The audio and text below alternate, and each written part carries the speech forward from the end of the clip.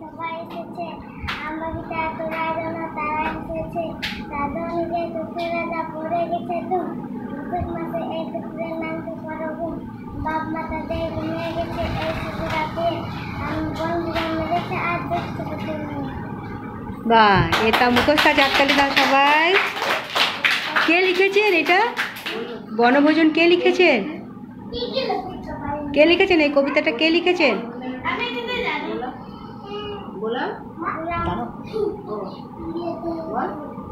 কে লিখেছেন?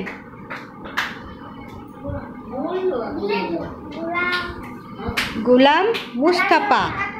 গোলাম মুস্তাফা, তাই তো? নামটা কি? কবিতার নাম কি? বনভোজন, তাই তো? আর কারা কারা আছে? কোন কোন মেয়ে আছে? কি কি নাম আছে মেয়েগুলোর?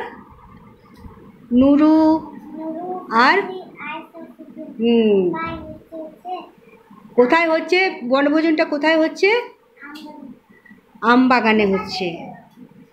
আর রাঁধুনিদের কি হচ্ছে? রান্নার কি পড়েছে? খুব ধুম পড়েছে নাকি? রান্না সবাই করতে চাইছে, তাই তো?